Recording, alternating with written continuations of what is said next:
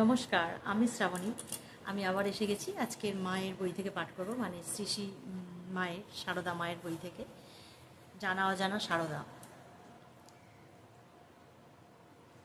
সকলে নিশ্চয়ই ভালো আছেন। তো আজকে আমি মায়ের যে সঙ্গিনী ছিলেন গৌরীমা, আজকে সেই গৌরীমা সম্বন্ধে কিছু বলবো আর কি, কিছু জানাবো। জানাবো বলতে মায়ের বই থেকেই জানা, সেটাই জানাবো। তো চলুন পাঠ করি, ভালো লাগবে। দেখুন, পুরোটা শুনলে না অনেক কিছু জানা যাবে, বেশ সুন্দর। এটা আমি কালকে রাত্রে পাঠ করেছিলাম, মানে রাত্রে এইখানটায় বইটার এই অংশটা পাঠ করেছি, খুব সুন্দর।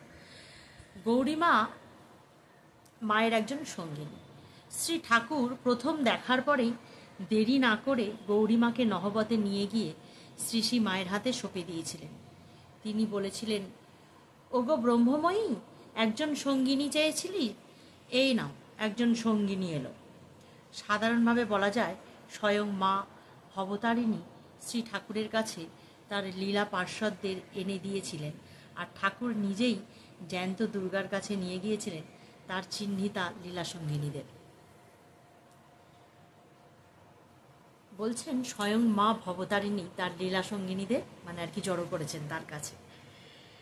গৌরীমা আধ্যাত্মিক শক্তি বলে উপলব্ধি করেছিলেন শ্রী ঠাকুর পূর্ণাবতার এবং শ্রীমা স্বয়ং ভগবতী।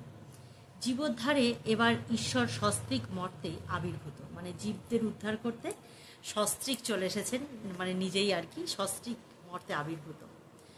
তার ছিল জ্যান্ত জগদম্বার সঙ্গে এক অপূর্ব সম্পর্ক। গৌরীমা কখনো মাতা পুত্র, কখনো সঙ্গিনী, আবার কখনো সখী রূপে শ্রীমায়ের সেবা পরিচর্যা মন প্রাণ ঢেলে দিয়েছিলেন। একদিনের এক ঘটনা, নহবতের ঘাটে শেষ রাতে শ্রীমা আর গৌরীমা স্নান করতে নেমেছেন। শেষ রাত বলতে মানে একদম ভোরবেলা, ওই 3:30 4টে, শেষ রাত। হ্যাঁ, শেষ রাতে তারা চান করতে নেমেছেন। কারণ এতদিন আমি জানিয়েছি যে মা একদম মানে অন্ধকার থাকতে স্নান শৌচাদি কর্ম যাবতীয় কর্ম সেরে সেই যে নহবতে ঢুকতেন, আর কিন্তু বেরোতেন না, মানে সেটা একদম প্রথম দিকের কথা বলছি। তো সেই রকমই একদিনের ঘটনা যে শেষ রাতে শ্রীমা আর গৌরীমা স্নান করতে নেমেছেন গঙ্গার ঘাটে। হঠাৎ শ্রীমা কুমিরের ঘাড়ে পা দিয়ে ফেললেন।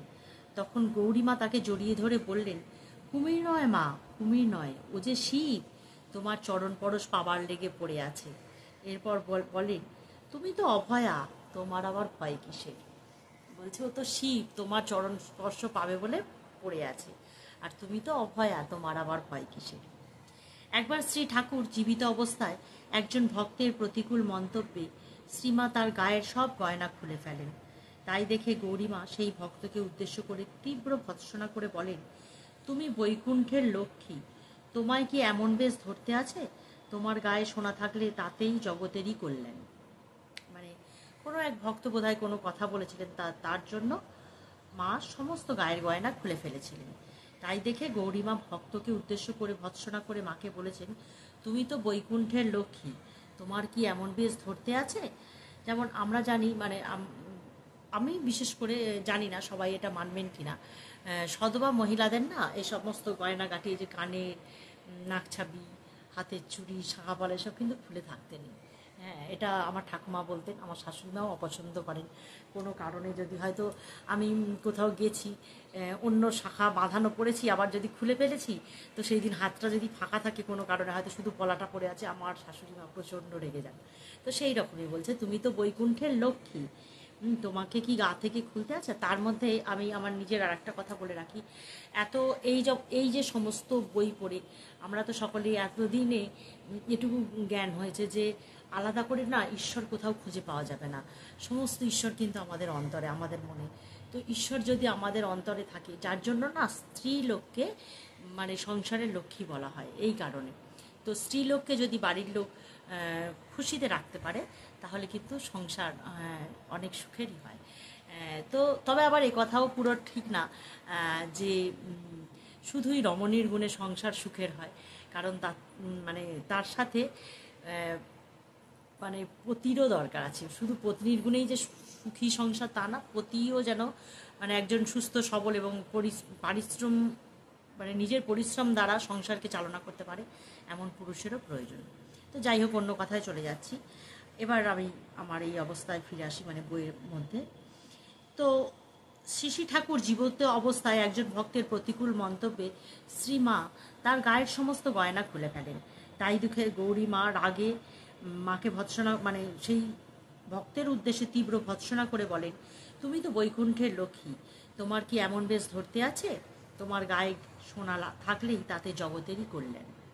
শ্রী ঠাকুরের মহাসমাধির পরে শ্রীমা বৈধব্য চিহ্ন গ্রহণ করতে গেলে ঠাকুর নিজ রূপে দেখা দিয়ে তাকে এই কাজ করতে নিষেধ করেন। কারণ এটা আমরা জানি যে শ্রীমা কিন্তু মানে ঠাকুর চলে যাওয়ার পরেও পুরো সাদা শাড়ি তিনি পরেননি, কারণ ঠাকুর নিজে তাকে দেখা দিয়েছিলেন যে হাত থেকে তুমি বালা খুলো না, তাই জন্য মা বালাগুলো পরে থাকতেন। এবং সেই পাটটা যেহেতু লোক সমাজে থাকতে হবে, সেই জন্য তিনি ওই লাল চওড়া পাটটাকে ছিঁড়ে সরু করে ফেলেছিলেন, কিন্তু তাতে লালের অংশ ছিল। এই কাপড়ই মা কিন্তু সারা জীবন পরে থাকতেন, মানে যতদিন মা বেঁচে ছিলেন। আর নির্দেশ দেন যেন বৃন্দাবনে গৌরী মায়ের কাছ থেকে এর শাস্ত্রীয় সমর্থন জেনে নেন। শ্রীমা পরে বৃন্দাবনে গৌরীমার সঙ্গে দেখা করেন এবং তাকে ওই প্রসঙ্গে জিজ্ঞাসা করেন। উত্তরে গৌরীমা দৃঢ় স্বরে জানান, ঠাকুর নিত্য বর্তমান, আর তুমি স্বয়ং লক্ষ্মী। তুমি সধবার বেশ ত্যাগ করলে জগতের অকল্যাণ হবে। বলছে ঠাকুর নিত্য বর্তমান, মানে এইসব মানুষ তো মানে দেহটাই ছেড়ে গেছেন, উনি সবসময় আমাদের চারপাশে আছেন। বলছে তুমি যদি সমস্ত কিছুই সদবার বেশ ত্যাগ করো, তাহলে কিন্তু সংসারেরই অকল্যাণ হবে। গৌরীমা শ্রীমা সম্পর্কে যে অবিচল প্রত্যয় ছিল তার কয়েকটি দৃষ্টান্ত। একদিন গৌরী মায়ের সাধন গুহায় রাত্রিবেলায় শ্রীমা বসে কথা বলছেন। এমন সময় দুটি সাপ ইহার মধ্যে ঢুকে পড়ে।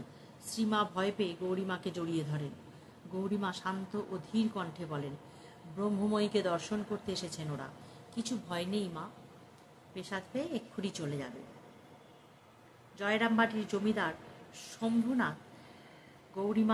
শম্ভুনাথ রায়কে গৌরীমা একবার বলেছিলেন, বাবা তোমার মতো ভাগ্যবানকে, তোমার খাস তালুকে মা ব্রহ্মময়ী প্রজা হয়ে বসে আছেন। আর একবার কামারপুকুরের জনৈক বৃদ্ধকে তিনি বলেছিলেন, ইনি মা কমলা, এর হাতের প্রসাদ পাওয়া মহাভাগ্যের কথা। গৌরীমা কিন্তু এগুলো সমস্ত ওই সাধন বলের দ্বারাই জানতে পেরেছিলেন, তাই তিনি এত কথা বলেছেন। এই যে প্রথম দিকেই কিন্তু বলা আছে যে গৌরীমা আধ্যাত্মিক শক্তি বলে সমস্ত উপলব্ধি করেছিলেন, যে শ্রী ঠাকুর পূর্ণবতার এবং শ্রীমা স্বয়ং ভগবতী। হ্যাঁ, একদম প্রথমেই কিন্তু এটা বলা আছে। তো এই রকমই মা ক্রমশই কি তার মানে সমস্ত কিছু আস্তে আস্তে বর্ণনা করেছিলেন, সকল ভক্তদের সামনে বলেছিলেন যে এই যে বলছেন, ইনি মা কমলা, এর হাতে প্রসাদ পাওয়া মহাভাগ্যের কথা। তার গর্ভধারিণী গিরিবালা দেবীও ছিলেন সিদ্ধ সাধিকা। তার কন্যার বারে বারে অনুরোধের ফলে তিনি শ্রীমাকে দর্শন করতে যান এবং প্রণাম করার আগেই তিনি নিজ ইষ্টদেবীকে শ্রী শ্রী মা রূপে দেখেছিলেন। সেই দিন থেকেই গিরিবালা দেবী শ্রীমায়ের চরণে নিজেকে সমর্পণ করেন। এর ফলে গৌরী মা খুব আনন্দিত হয়েছিলেন। গিরিবালা দেবীর আমন্ত্রণে শ্রী ঠাকুর ও শ্রীমা তার কলকাতার বাড়িতে গিয়েছিলেন।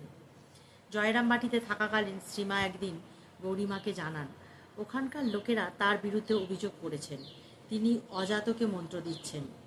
অজাতকে মন্ত্র দিচ্ছেন মানে সেই তখনকার দিনে তো জাতপাত এসব মানে বিচার ছিল, ছেলেদের সাধু সন্ন্যাসী করে দিচ্ছেন। উত্তরে গৌরীমা বলেছিলেন, তোমার কাছে সন্ন্যাস পাওয়া তো মহাভাগ্যের কথা মা, আর জাতপাতের যিনি মালিক তার কাছে এলে জাত যাবে, কে বলে এমন কথা। এরপরে গৌরীমা সমাজপতির কাছে যান এবং কঠিন স্বরে বলেন, তোমাদের মধ্যে কারা এমন কথা প্রচার করছো যে মা ঠাকুরনের কাছে গেলে জাত যাবে?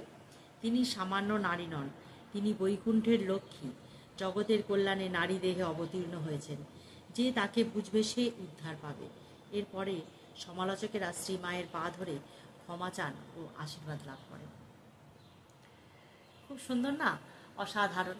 তো আজকে এইটুকু থাক, আবার বাকি দিন আর একটু বলবো, আর একটু আছে এখনও, কিন্তু আমার আবার দেরি হয়ে যাবে, আমাকে গিয়ে দোকান খুলতে হবে। যাই হোক, সকলে ভালো থাকবেন, সুস্থ থাকবেন, হাসিতে খুশিতে থাকবেন, আনন্দে থাকবেন। সকলে ভালো থাকুন, এটা ঈশ্বরের কাছে প্রার্থনা করি।